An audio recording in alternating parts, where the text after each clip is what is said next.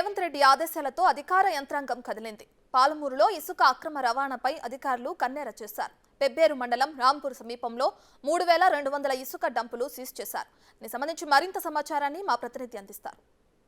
పాలమూరు జిల్లాలో ఇసుక అక్రమ రవాణాపై అధికారులు స్పెషల్గా దృష్టి సారించారు. నిన్న సీఎం రేవంత్ రెడ్డి పూర్తి స్థాయిలో అక్రమ ఇసుకను ఆపాలంటూ కూడా పూర్తి స్థాయిలో ఆదేశాలు ఇవ్వడంతో ఆయా జిల్లాల కలెక్టర్లు ఇసుక అక్రమ రవాణాపై స్పెషల్గా దృష్టి సారించారు. ముఖ్యంగా వనపర్తి జిల్లాలో పెబ్బేరు మండలం రాంపూర్ గ్రామ సమీపంలో ఉన్నటువంటి ఊక చెట్టు వాగు దగ్గరలో ఉన్నటువంటి అక్రమంగా నిల్వ చేసినటువంటి ఇసుక డంపులంతా కూడా ఆర్డీఓ దగ్గరుండి సీజ్ చేసినటువంటి పరిస్థితి కనిపిస్తుంది. ప్రస్తుతం మనం పెబ్బేరు మండలానికి సంబంధించి రామాపూర్ గ్రామానికి సమీపంలో ఉన్నటువంటి ఊక చెట్టు వాగు దగ్గర ఉన్నాము. విజువల్స్లో కూడా చాలా క్లియర్గా చూడొచ్చు.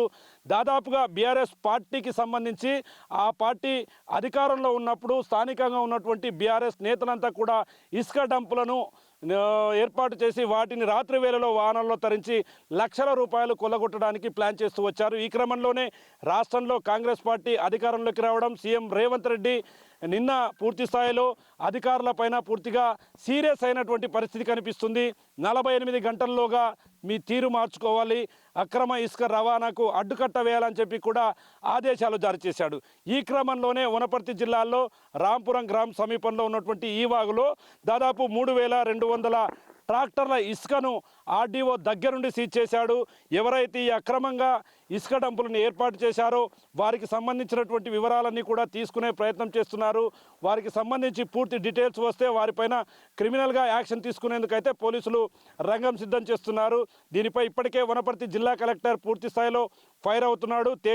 తేజస్ నందలాల్ పవార్ ఓవరాల్గా ఇకపైన కూడా ఎవరైనా సరే ప్రకృతి వనరులను తీసుకునే ప్రయత్నం చేస్తే మాత్రం వారి మీద కఠినమైన చర్యలు ఉంటాయని చెప్పి కూడా మొత్తంగా ఊక చెట్టు వాగు ఈ ప్రాంతంలో ఉన్నటువంటి ఈ ఇసుకను భవిష్యత్తులో కూడా ఎవరైనా సరే తరలించేందుకు ప్రయత్నాలు చేస్తే వారి మీద కఠినమైన చర్యలు ఉంటాయని చెప్పి collector Tejas Nandlal Pawar orders pass చేశాడు.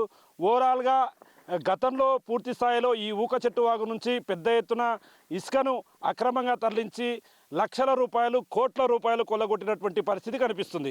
ముఖ్యంగా కాంగ్రెస్ పార్టీ అధికారంలోకి వచ్చిన తర్వాత పూర్తి స్థాయిలో ఈ అక్రమ ఇసుక రవాణాపై ఉక్కుపాదం మోపేందుకైతే పూర్తి స్థాయిలో ముందుకు వెళ్తున్నటువంటి పరిస్థితి కనిపిస్తుంది. ఈ క్రమంలోనే నిన్న సీఎం రేవంత్ రెడ్డి పూర్తి స్థాయిలో అధికారులను ఆదేశించాడు.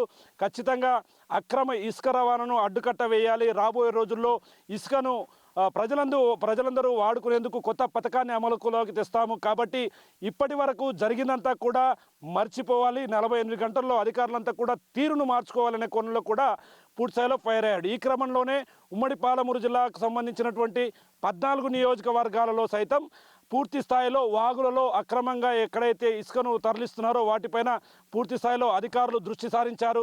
వారి మీద ఎవరైతే ఇసుకను తరలిస్తున్నారో వారి మీద కేసులు నమోదు చేసేందుకు కూడా అధికారులు ముందుకు వెళ్తున్నటువంటి పరిస్థితి కనిపిస్తుంది. ఏది ఏమైనా గతంలో వాగుల నుంచి పూర్తి స్థాయిలో ఇసుకను కొల్లగొట్టడం, భూగర్భ జల వనరులన్నీ కూడా తగ్గిపోవడంతో రైతులందరూ కూడా లాభోదిబోమన్నారు.